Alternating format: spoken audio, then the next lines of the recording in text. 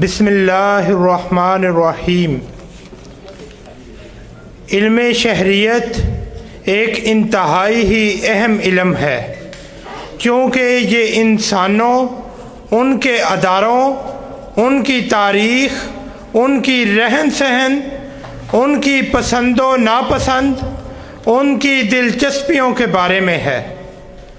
علم شہریت معاشرتی علم ہے۔ یہ معاشرے کی ترقی، اس کی بقا، اسے مضبوط کرنے میں اہم کردار ادا کرتا ہے۔ یہ علم معاشرے کے افراد کو باہم جوڑنے، ایک دوسرے کا خیال کرنے، بڑوں کا ادب، بھائی چارے، برائیوں کے خلاف جہاد کرنے اور معاشرے کی روایات کو زندہ رکھنے میں مدد دیتا ہے۔ یہ علم معاشرے کے اداروں کی بقا اور ان کی ترقی کا ضامن ہے، معاشرتی اقدار کا تحفظ کرتا ہے اور ان کی تکمیل کرنے میں مددگار ثابت ہوتا ہے۔ انسان کا کردار سب سے اہم ہے۔ اعلیٰ کردار کے افراد معاشرے کے لیے بہت اہم ہوتے ہیں۔ وہ معاشرے کی ترقی اور بقا کے لیے دن رات محنت کرتے ہیں۔ وہ سچ کے امین اور اصولوں کے پابند ہوتے ہیں۔ علم شہریت اعلیٰ کردار کی تعمیر کرتا ہے اور معاشرے کو بہترین افراد تیار کر کے دیتا ہے۔ جمہوریت عوام کے منتخب کردہ نمائندوں پر مشتمل حکومت کا نام ہے۔ جمہوری حکومت عوام کی بہتری کے لیے کام کرتی ہے، لیکن جو لوگ ووٹ کو اہمیت نہیں دیتے وہ غلطی پہ ہوتے ہیں۔ علم شہریت ووٹ کی اہمیت اور اس کے صحیح استعمال کا طریقہ کار سکھاتی ہے۔ در حقیقت ووٹ ایک امانت ہے جو اس کے صحیح حقداروں تک پہنچانا چاہیے۔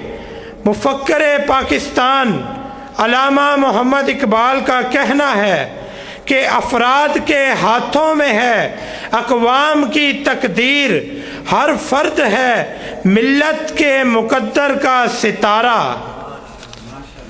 جس طرح فرد قائم ربط ملت سے ہے، تنہا کچھ نہیں، اسی طرح ملت افراد کے بغیر کچھ نہیں۔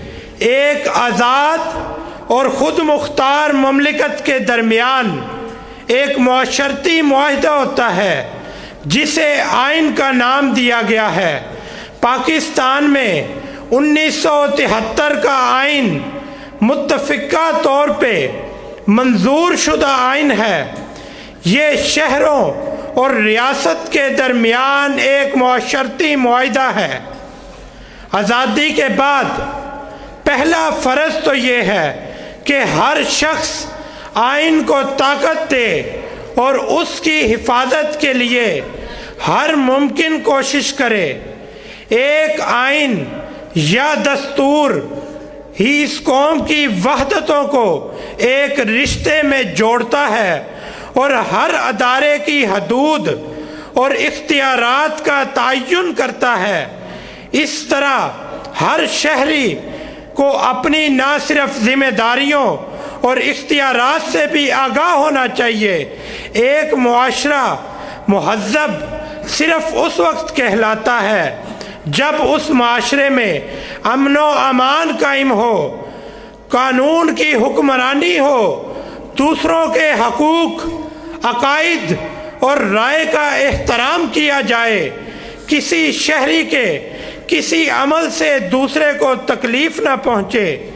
حضور پاک صلی اللہ علیہ وسلم کا بھی ارشاد ہے کہ مسلمان وہ ہے جس کے ہاتھ اور زبان سے دوسرا مسلمان محفوظ رہے۔ لہٰذا ایک ذمہ دار شہری کسی بھی حال میں قانون کی خلاف ورزی نہیں کرتا اور اپنی ذات اور اپنے خاندان کے ساتھ اپنے ملکی مفادات کا بھی تحفظ کرتا ہے، اپنے قومی اثاثوں کی حفاظت کرتا ہے، ہر جگہ سچ بولتا ہے، کاروبار ایمانداری سے کرتا ہے، اپنے ملک کو صاف رکھنے اور آلودگی سے پاک رکھنے میں اپنی ذمہ داریاں پوری کرتا ہے، وہ کسی نہ کسی تنظیم سے مل کے علاقے کی بہتری کے لیے کام کرتا ہے۔ یہ تمام کام کرتے وقت اس کے ذہن میں کسی انعام یا شاباش کی خواہش نہیں ہوتی، اس کی سوچ صرف اپنے معاشرے کو ایک کامیاب اور اطمینان بخش معاشرہ بنانے کی ہوتی ہے۔ وہ اپنی سوچ کو اچھے طریقے سے دوسروں تک پہنچانے کی کوشش کرتا ہے۔ اپنے نمائندے کا انتخاب کرتے وقت امیدوار کی قومی خدمات میں کارکردگی کو مد نظر رکھ کے فیصلہ کرتا ہے۔ وہ اپنے فرائض کی ہر وقت ادائیگی کرتا رہتا ہے اور اپنے حقوق کے حصول کے لیے ملکی قوانین کے مطابق کوشش کرتا ہے۔ جب معاشرہ اور فرد اپنے اپنے فرائض کی ادائیگی اچھے طریقے سے کرتے ہیں تو پھر ملک ترقی کرتا ہے۔ ایک اچھا شہری ہمیشہ اپنے ملک کی بہتری میں دلچسپی لیتا ہے، اس کے پاس ووٹ ہے اور وہ اسے اپنے مفادات کے لیے نہیں بلکہ اپنے ملک کے مجموعی مدد کے لیے استعمال کرتا ہے۔ وہ ہمیشہ اچھے مقاصد کو آگے بڑھانے میں مدد کے لیے تیار رہتا ہے اور وہ لوگوں کی خدمت کرتا ہے۔ ایک آزاد ملک کے شہریوں کی ذمہ داریوں کا تعین کچھ یوں کیا گیا ہے کہ شہری انہیں نبھا کے اپنے معاشرے کو محفوظ اور پرسکون بنا سکتا ہے۔ یہ ذمہ داریاں درج ذیل ہیں کہ آئین کا تحفظ اور عمل داری، معاشرے پہ اثر انداز ہونے والے امور سے باخبری، مقامی، صوبائی اور وفاقی قوانین کا احترام، اپنی تہذیبی اور ثقافتی اور ادبی میراث کا تحفظ، اپنی تاریخ سے آگاہی، اپنے قومی پرچم کو سربلند رکھنا، دوسروں کے حقوق، عقائد، مسالک اور رائے کا احترام کرنا، ملک کے اداروں، عدالتوں، قانون نافذ کرنے والے اداروں اور افواج پاکستان کا احترام، اپنے ملک کی حفاظت کے لیے کسی قربانی سے دریغ نہ کرنا۔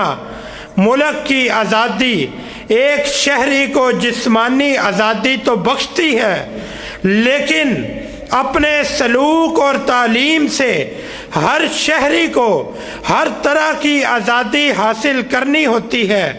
پھر ان سب کی حفاظت بھی اس کی ذمہ داری ہے، کیونکہ آزادی کا تصور ذمہ داریوں کے تعین کے بغیر ادھورا ہے۔ ہمارا دین اسلام بھی بار بار ہمیں اپنی ذمہ داریوں کا احساس دلاتا ہے۔ ہمارے پیارے نبی صلی اللہ علیہ وسلم کا اسوہ حسنہ بھی یہی ہے کہ ہم دوسروں سے مہربانی سے پیش آئیں، دین میں ایمانداری اور دیانت کریں اور بلند اخلاق کا مظاہرہ کریں۔ آزادی اللہ تعالیٰ کی طرف سے بہت بڑی نعمت ہے، اس کی حفاظت ہم اپنی ذمہ داریوں کو پورا کر کے ہی کر سکتے ہیں۔ آخر میں یہی عرض کروں گا کہ آزادی ذمہ داری سے ہی ملتی ہے۔